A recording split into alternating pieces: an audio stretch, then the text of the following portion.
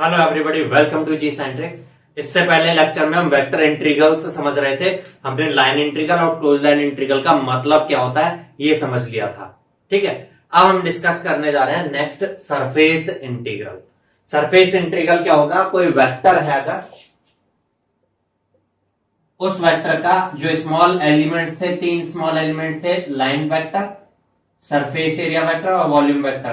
तो अगर line integral से रिलेटेड तो हमने समझ लिया, अगर सरफेस एरिया के करस्पॉन्डिंग हम इंटीग्रल करेंगे तो सरफेस इंटीग्रल बनेगा। और ये मैंने बताया था वेक्टर्स के इंटीग्रल से रिजल्ट हमेशा एक स्केलर आता है, तो डॉट प्रोडक्ट ऐसा कुछ करके होगा। ए डॉट डीएस इस इंटीग्रल को सॉल्व करें तो हम बोलेंगे सरफेस इंटीग्रल है।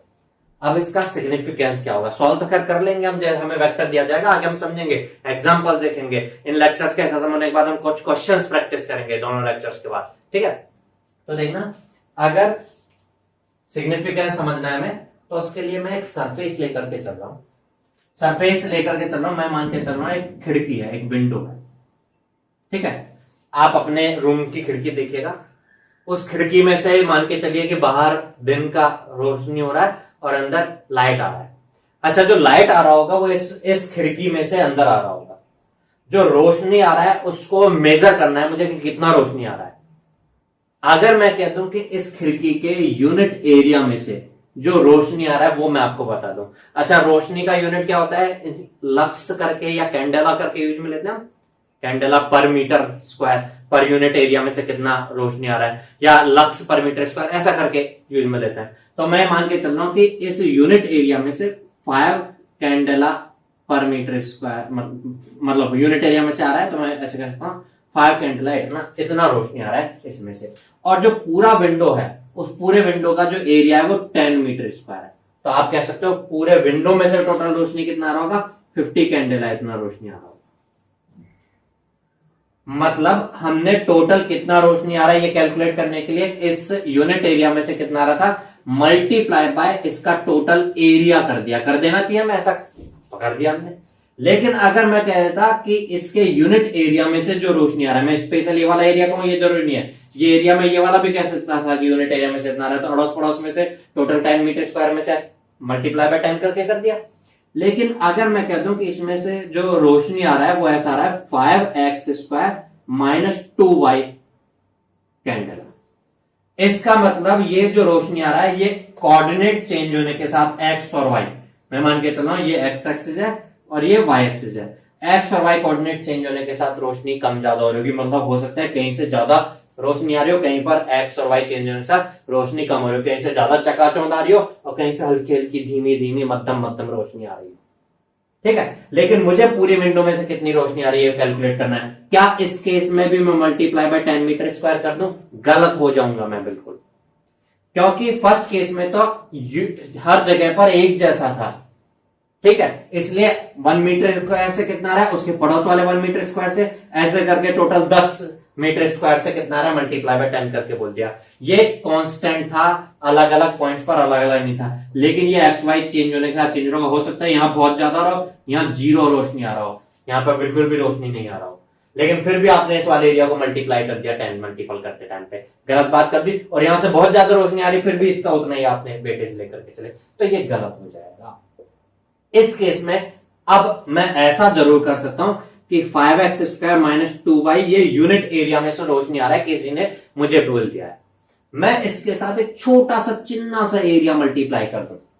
भाई मैं 10 मीटर स्क्वायर तो मल्टीप्लाई नहीं कर पा रहा, लेकिन मैं कहूं मैं यहां से छोटे से इतने से एरिया में से कितनी रोशनी आ रही है, तो इतने से एरिया से मैं मल्टीप्लाई कर दूं। फिर भी आप बोलोगे गलत कर दिया, क्योंकि इतने से एरिया में भी तो एक्स वाई जेड के साथ चेंज हो रहा होगा। लेकिन यह है इतना छोटा, इतना छोटा। ये डीएस लिखने का मतलब ही होता है ना इनफाइनाइटली स्मॉल, इतना स्मॉल है ये कि यहां पर इस एरिया के अलग अलग पॉइंट पर चले जाओ, हर जगह पर एक्स और वाई चेंज ही नहीं हो रहे हैं, या चेंज हो रहे हैं तो नेग्लिजिबल चेंज हो रहे हैं। इसलिए मैं इस छोटे से एरिया से तो मल्टीप्लाई कर सकता हूं। यहां पर जैसे मैं 10 से मल्टीप्लाई कर रहा था, ऐसे मैंने यहाँ पे डीएस से मल्टीप्लाई कर दिया। यहाँ पर 10 से इसलिए मल्टीप्लाई कर रहा था क्योंकि पूरे 10 मीटर स्क्वायर में सेम था। यहाँ पर डीएस से इससे मल्टीप्लाई कर दिया क्योंकि पूरे छोटे से एरिया में सेम है, क्योंकि एक्स वाई जेड के साथ चेंज थोड़ी होगा।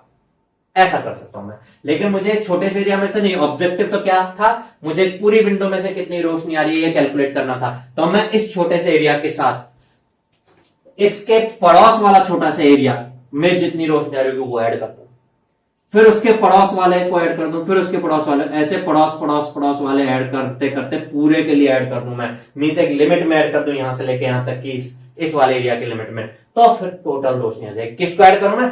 इस छोटे से में से कितनी आ रही थी ये, इसके पड़ोस वाले में से छोटे से में से कितनी आ रही होगी उसके साथ ऐड करना, फिर छोटे से पार्ट को छोटे छोटे चिन्नी चिन्नी से एडिशन को हम बोलते हैं कि इंटीग्रेशन। अगर मैं इंटीग्रेशन कर दूं और इंटीग्रेशन की लिमिट बोलूंगा मैं, ये लिमिट जैसी भी डिफाइन हो रही होगी, ये एक्स में कहां से कहां तक है, वाई में कहां से कहां तक है, तो ये रिजल्टिंग इस सरफेस में से कितना रोशनी आउट हो रहा है ये आ जाएगा। मेरे ख्याल से अब इस इंटीग्रल का मीनिंग समझ में आया होगा। इसी चीज को मैं यहां पे एग्जांपल लेता हूं। यहां पर अच्छा, मैंने यहां पर जो सरफेस एरिया था वो स्केलर इसलिए ले लिया क्योंकि मैं सरफेस ये कंसीडर कर रहा हूं। एक्चुअल में सरफेस की डायरेक्शन ये होती है ना, सरफेस की डायरेक्शन ही है वो, इस डायरेक्शन में वेक्टर है, और ये भी फिर एक वेक्टर दिया जाएगा कि लाइट जो आ रही है वो किस डायरेक्शन में आ रही है। लाइट भी एक डायरेक्शन में चलती है ना, जैसे सूरज से धरती की डायरेक्शन में चलते आ रही है, जैसे आपका ट्यूबलाइट से आपकी डायरेक्शन में चलते हुए आ रही है। तो लाइट का एक डायरेक्शन होता है, लाइट एक वेक्टर क्वांटिटी की तरह होता है, ठीक है। ऐसा कुछ यहां पे हो रहा है। तो यहां अगर हम देखें, ध्यान से देखना, तो जो ds है वो छोटा सा स्मॉल एरिया है। ए वेक्टर क्या है? ए वेक्टर पर यूनिट एरिया में से, ये जो 5x² - 2y था या जो 5 कैंडेला था, ये पर मीटर स्क्वायर में से कितना लाइट फ्लो रहा है वो है ना।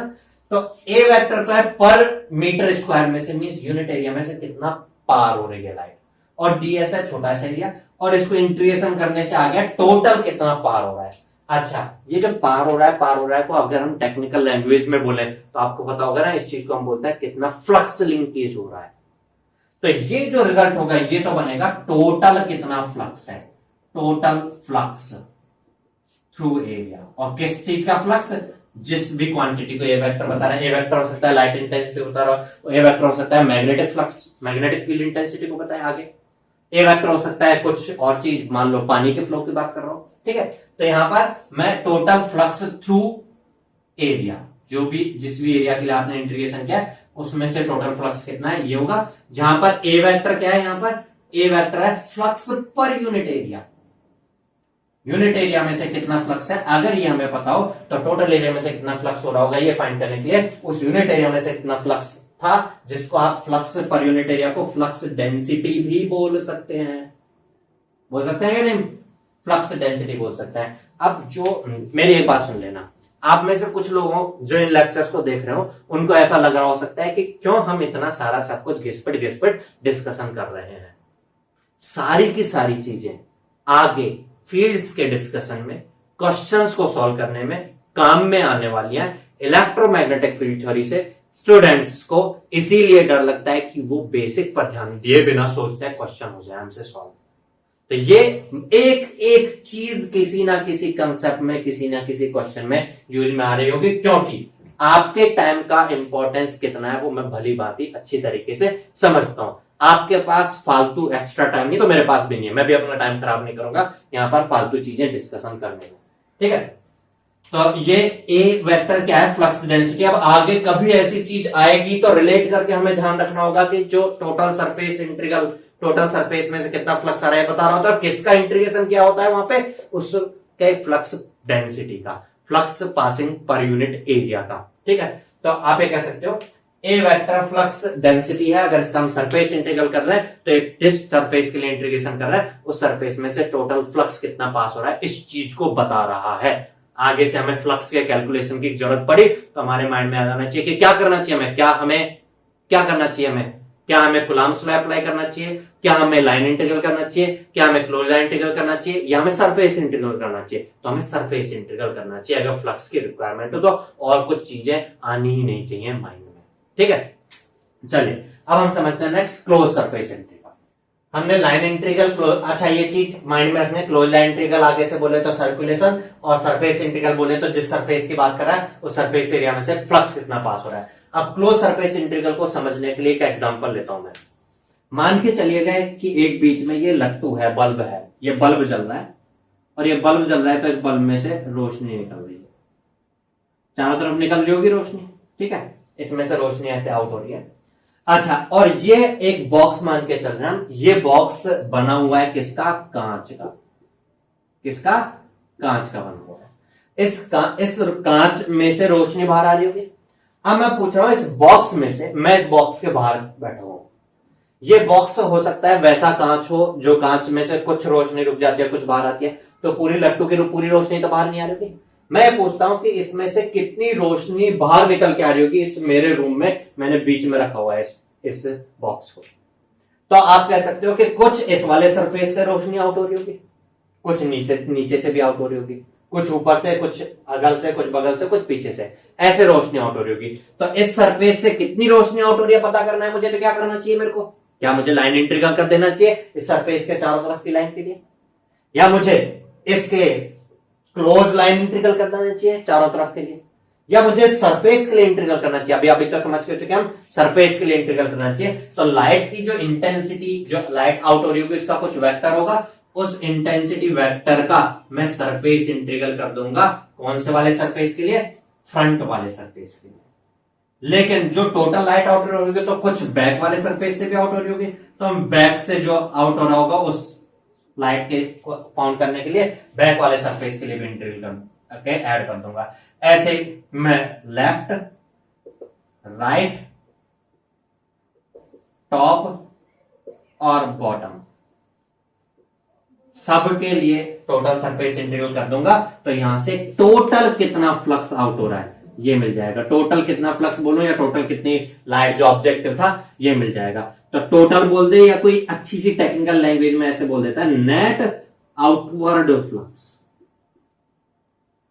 क्या निकल के आ जाएगा? Net outward flux. तो क्लोज सरफेस इंटीग्रल अगर हम कह रहे हैं तो ध्यान समझना, यहां पे इस सरफेस के साथ पीछे वाला सरफेस, अगल बगल ऊपर नीचे वाले सारे सरफेसेस के लिए सरफेस इंटीग्रल को कर रहे हैं हम, तो इन सबको ऐड करने के मैं अलग अलग सरफेस इंटीग्रल करने की बजाय ऐसे भी कह सकता हूं ए dot D S closed surface integral. सारे सरफेसेस को क्लोज होकर के बन गया है। और ये क्या बन गया है? ये बन गया है नेट आउटवर्ड फ्लक्स। तो आगे से कभी नेट आउटवर्ड फ्लक्स की जरूरत पड़ी तो इसका मतलब हमें माइंड में आ जाएगा हमें क्लोज्ड सरफेस इंटीग्रल करना होगा। चलिए नेक्स्ट समझते हैं वॉल्यूम इंटीग्रल का मीनिंग क्या होता है। वॉल्यूम इंटीग्रल को अगर हमें समझना है तो उसके लिए एक एग्जांपल समझते हैं। वॉल्यूम इंटीग्रल मतलब स्मॉल एलिमेंट क्या होगा? डीएल, डीएस या डीवी? डीवी होगा। जिसका भी इंटीग्रेशन कर रहे हैं, मैंने बताया इंटीग्रल की फाइनल रिजल्ट वैल्यू वेक्टर होती है, स्केलर आती है। मैंने बताया स्केलर आती है। अगर मैं किसी वेक्टर के साथ करने लगा तो वेक्टर के साथ स्केलर का डॉट प्रोडक्ट या क्रॉस प्रोडक्ट नहीं होता। मान लो कोई वेक्टर है 5i + 2j, तो इसके साथ किसी स्केलर 2 का डॉट प्रोडक्ट या क्रॉस प्रोडक्ट बोले तो वो बेवकूफी वाली बात होगी। हम सिंपल मल्टीप्लीकेशन बोलोगे इसको, और ये सिंपल मल्टीप्लीकेशन नहीं, स्केलर मल्टीप्लीकेशन। और स्केलर मल्टीप्लीकेशन में ये 2 गुना हो जाएगा सारी की सारी चीज, तो ये ऐसा कुछ होकर के आ जाएगा। तो यहां पर भी क्या है, डीवी से आप सिंपल मल्टीप्लीकेशन करोगे। सिंपल मल्टीप्लीकेशन करने के बाद रिजल्ट तो वेक्टर ही रहता है ना, रिजल्ट वेक्टर ही आएगा। लेकिन मैं कह रहा था इंटीग्रेशन का रिजल्ट तो स्केलर आता है, इसलिए जो डीवी है उसके साथ वेक्टर का, किसी वेक्टर के लिए इंटीग्रल नहीं कर सकते उसको, क्योंकि क्रॉस प्रोडक्ट तो कर ही नहीं सकते हम। डॉट प्रोडक्ट करने से सिंपल मल्टीप्लिकेशन करेंगे तो रिजल्ट वेक्टर रहेगा। हम कहते हैं कि स्केलर होना चाहिए, तो इस तरह का तो कोई होगा नहीं। तो आप समझ सकते हो, मैं बोलता रहा हूं वेक्टर इंटीग्रल्स में से कुछ है ये, लेकिन एक्चुअल में वॉल्यूम इंटीग्रल किसी वेक्टर का इंटीग्रल नहीं है, बल्कि स्केलर का इंटीग्रेशन होता है। क्लियर है बातें? अब इसको समझने के लिए ध्यान से समझना। मान लो एक रूम है, उस रूम के अंदर चार्ज भरा हुआ है। चार्ज कूलम्स में मेजर करते हैं ना, चार्ज भरा हुआ है रूम के अंदर। चार्ज भरा हुआ है मतलब कोई एक पॉइंट पर चार्ज नहीं है, बल्कि पूरे रूम में चार्ज बिखरे हुए हैं, बहुत सारे इलेक्ट्रॉन बिखरे हुए हैं, उन वजह से पूरे में चार्ज बन रहा है। ठीक है, अच्छा अब पूरे रूम में कितना चार्ज बन रहा है वो तो नहीं पता मेरे को, लेकिन मैं कह रहा हूं इस रूम के अंदर जो चार्ज भरा हुआ है तो उस चार्ज की चार्ज डेंसिटी कुछ है। अब चार्ज डेंसिटी का मतलब समझ में आ जाता है ना। मैं बोलूंगा ये चार्ज डेंसिटी कुछ है का मतलब मैं पर यूनिट वॉल्यूम, डेंसिटी मतलब एक यूनिट वॉल्यूम के अंदर 1 मीटर क्यूब में कितना चार्ज है बता रहा हूं। जैसे मैं कह दूं 3 कूलम, तो कूलम से रिप्रेजेंट करते हैं चार्ज को, 3 कूलम पर मीटर क्यूब है चार्ज डेंसिटी, मतलब हर 1 मीटर क्यूब में 3 कूलम चार्ज है। और पूरा जो रूम है उसका वॉल्यूम जो है वो मान लो 100 मीटर क्यूब है। मान लो वॉल्यूम है 100 मीटर क्यूब। अब मैं आपसे पूछूं कि टोटल कितना चार्ज होगा इसके अंदर, तो टोटल चार्ज कितना होगा, तो आप कर दोगे 1 मीटर क्यूब में 3 कूलम चार्ज है, तो 100 मीटर क्यूब में 300 कूलम चार्ज हो जाएगा। अब 300 कूलम पर मीटर क्यूब देने बोलोगे, टोटल चार्ज है 300 कूलम्स, इतना चार्ज है, आप ऐसा बोल दोगे। लेकिन अगर मैं यही चार्ज डेंसिटी ऐसे बोल देता 3x minus 2y² plus 7z coulomb per metre cube, तो इसका मतलब आप फिर टोटल चार्ज फाइंड करने के लिए 100 से मल्टीप्लाई कर देते, गलत हो जाता फिर उस केस में, क्योंकि आप 100 से मल्टीप्लाई कर रहे हो, इसका मतलब ये मान के चल रहे हो कि पूरे रूम के इस 1 मीटर क्यूब में भी उतना ही चार्ज है, अगले 1 मीटर क्यूब में भी उतना ही चार्ज है, थोड़ा ऊपर जाके भी उतना है, नीचे जाए फर्श पे जाके तो उसके पास भी उतना ही चार्ज है। बट एक्चुअल में ऐसा नहीं है, एक्स वाई जेड पर चेंज हो रहा होगा, हाइट बढ़ने के साथ चेंज हो रहा होगा, इधर उधर एक्स और वाई में जाने के साथ चार्ज की डेंसिटी चेंज होगी, इसलिए हर जगह पर सेम नहीं है, मल्टीप्लाई बाय 100 नहीं कर सकते। लेकिन मल्टीप्लाई बाय डीवी तो कर सकता हूं मैं, छोटे से वॉल्यूम के अंदर कितना चार्ज है फाइंड करने के लिए, ठीक है। क्यों? क्योंकि डीवी इतना छोटा वॉल्यूम होता है कि इसमें डीएक्स डीवाई और डीजेड हाइट विड्थ और लेंथ नेग्लिजिबल होते हैं, तो आप कह सकते हो इससे इधर उधर आने जाने पर एक्स वाई जेड में कोई चेंज नहीं होगा, तो ये फिक्स वैल्यू रहेगी। हालांकि इस वाले पॉइंट पर एक्स वाई जेड पर कुछ अलग होगी, अलग वाले एक्स वाई जेड पर कुछ अलग होगी, लेकिन इस पॉइंट पर जो एक्स वाई जेड है, इस छोटे से वॉल्यूम में जो एक्स वाई जेड है, उस एक्स वाई जेड के लिए तो इस डीवी से मल्टीप्लाई कर देता हूं, उस छोटे से वॉल्यूम में जो एक्स वाई जेड है वो पुट करेंगे हम पे, कह सकता हूं ना मैं। तो मैं अगर चार्ज डेंसिटी को अगर नाम दे रहा हूं रोवी, मैं रोवी इसलिए दे रहा हूं क्योंकि आपको पता होगा, आपने पढ़ते होंगे एडीसी पढ़ी होगी, आपने सेमीकंडक्टर फिजिक्स पढ़ी होगी, चार्ज डेंसिटी को इन जनरल रोवी से रिप्रेजेंट करते हैं, ठीक है, इसलिए मैं रोवी मान के चलो, ये रोवी है चार्ज डेंसिटी। अगर रोवी चार्ज डेंसिटी है तो रोवी इंटू डीवी है चार्ज टोटल या चार्ज छोटे से वॉल्यूम में, चार्ज कितने वॉल्यूम में, डीवी वॉल्यूम में, ये हो गया चार्ज इन वॉल्यूम डीवी, छोटे से वॉल्यूम डीवी में कितना चार्ज। लेकिन ऑब्जेक्टिव क्या था, पूरे हॉल के अंदर कितना चार्ज है फाइंड करना है, तो इस छोटे से वॉल्यूम में कितना चार्ज है, इसके साथ इसके पड़ोस वाले छोटे से वॉल्यूम वाले चार्ज को ऐड करो, फिर इसके पड़ोस वाले को ऐड करो। अब मैं जब पड़ोस की बात कर दे रहा हूं, पड़ोस से पड़ोस और दूर के पड़ोसी पर पहुंच जा रहे तो एक्स वाई जेड चेंज हो रहा है ना, तो आप अभी ये मत समझना कि एक्स वाई जेड अलग अलग होने के साथ एक ही चीज को कैसे ऐड कर दिया। यहाँ पे इंटीग्रेशन जब कर रहे तो लिमिट सब्स्टिट्यूट करते हैं ना हम एक्स वाई जेड की, तो एक्स वाई जेड के फंक्शन की तरह कर रहे हैं हम एडिशन, उसको छोटे पार्ट्स को एडिशन करने का मतलब इंटीग्रेशन कर रहे हैं, और लिमिट सब्स्टिट्यूट कर होंगे जहां से एक्स वाई जेड, मान लो जैसे मैं एक ये रूम कंसिडर करके चल रहा हूं, तो इस रूम में x की वैल्यू कहां से कहां तक कितनी है, y से y कहां से कहां तक कितनी है, और z की z1 से z2 कितनी है, वो लिमिट सब्स्टिट्यूट करूंगा। अब आप कहोगे कि x की सब्स्टिट्यूट करेंगे या y की सब्स्टिट्यूट करेंगे या z की सब्स्टिट्यूट करेंगे। आपको ध्यान आ रहा होगा जो dv होता है वो कार्टेशियन कोऑर्डिनेट सिस्टम में होता है, dx dy dz याद आ रहा होगा, स्फेरिकल में होता है रो डी फाई dz, और सॉरी सिलेंड्रिकल में, स्फेरिकल में होता है r square sine theta d r d theta d phi. अगर हम इंटीग्रल की बात करें तो x के रेस्पेक्ट में भी होगा, फिर जो लिमिट सब्स्टिट्यूट करने के बाद रिजल्ट आ जाएगा उसका y के रेस्पेक्ट में होगा, फिर y के लिमिट सब्स्टिट्यूट करने के बाद रिजल्ट आएगा उसका z, मतलब ट्रिपल इंटीग्रल है। ऐसे यहां पर बात करें तो रो के रेस्पेक्ट में, फाई के रेस्पेक्ट में, z के रेस्पेक्ट में ट्रिपल इंटीग्रल है, और ये रो तो एज जो भी फंक्शन होगा उसका मल्टीपल हो जाएगा, ये अलग चीज है ट्रिपल इंटीग्रल। यहां पर भी बात करें तो r के रेस्पेक्ट में, थीटा के रेस्पेक्ट में, फाई, मतलब वॉल्यूम इंटीग्रल ट्रिपल इंटीग्रल ही होता है। तो ट्रिपल इंटीग्रल है तो 3D में तीनों डायमेंशंस में जहां से जहां तक की हम लिमिट सब्स्टिट्यूट करके इंटीग्रेशन सॉल्व करने होंगे। अब हम वेक्टर इंटीग्रल्स जो हैं सारे उनको समझ चुके हैं, उनका सिग्निफिकेंस, जिससे क्वेश्चन करते टाइम पे रिलेट करने में प्रॉब्लम ना हो हमें। जैसे कभी हमें सर्कुलेशन कैलकुलेट करना हो तो हमारे माइंड में आ जाएगा क्लोज्ड लाइन इंटीग्रल कैलकुलेट करना है, या क्लोज्ड लाइन इंटीग्रल कहीं कैलकुलेट कर रहे हैं तो इसका मतलब सर्कुलेशन कहीं पर यूज में लेना हो, वो चीज वहां से मिल रही है हमें। अगर हमें सिग्निफिकेंस क्लियर रहेंगे तो ये माइंड में रहेगा। सरफेस इंटीग्रल फ्लक्स से रिलेट होता है, अगर क्लोज सरफेस इंटीग्रल तो सारे टोटल सारे के सारे सरफेसेस से flux means net out flux हो जाता है। और वॉल्यूम इंटीग्रल क्या बताता है, वॉल्यूम इंटीग्रल बताता है कोई चीज पर यूनिट वॉल्यूम में कितनी है उसका इंटीग्रल करें तो टोटल वॉल्यूम में कितनी है क्या आ जाता है। तो यहां पर समझने के लिए मैं कह सकता हूं ये चार्ज डेंसिटी था तो ये टोटल चार्ज आ गया। चार्ज डेंसिटी का मतलब चार्ज पर यूनिट वॉल्यूम था, तो इंटीग्रल वॉल्यूम इंटीग्रल करने के बाद टोटल वॉल्यूम में चार्ज आ गया। जैसे अगर कोई बोल दे कि एक गिलास है या एक जग है, उसके अंदर पानी के अंदर चीनी घुली हुई है, पर यूनिट वॉल्यूम में कितनी चीनी है ये पता हो मेरे को, तो पूरे पानी के अंदर कितनी चीनी है ये फाइंड करने के लिए मैं उस पानी का जो वॉल्यूम है, जो जग में पूरे में पानी भरा हुआ तो उस जग का वॉल्यूम जो है उस वॉल्यूम के लिए वॉल्यूम इंटीग्रल कर दूंगा, तो टोटल चीनी कितनी है ये मिल जाएगी मेरे को। समझ में आई होगी बात है। ठीक है, हमने ये इंटीग्रल्स के मीनिंग समझ लिए हैं। ठीक है, अब हमें आगे हमारी जो फील्ड्स कैलकुलेशन होंगी उसमें इनको यूज में लेना होगा। लेकिन वहां जाने से पहले अगर हमें कॉन्फिडेंस बिल्डअप करना है तो पहले कुछ क्वेश्चंस प्रैक्टिस करने होंगे। तो नेक्स्ट लेक्चर में हम पहले इसके क्वेश्चन प्रैक्टिस करेंगे, तब आगे के टॉपिक से डिस्कस करेंगे। और जैसा कि मैंने आपको मैंने बताया था, प्रॉमिस किया था कि हम क्वेश्चन पॉइंट ऑफ व्यू से सब्जेक्ट को समझने वाले हैं, तो क्वेश्चंस में कोई कमी नहीं छोड़ने वाले हम यहाँ पर। अभी हम कुछ क्वेश्चंस डिस्कस करेंगे, फिर आगे की नेक्स्ट थ्योरी के टॉपिक्स डिस्कस करेंगे। तो मिलते हैं नेक्स्ट लेक्चर में इसके प्रॉब्लम प्रैक्टिस के साथ। तब तक के लिए गुड बाय।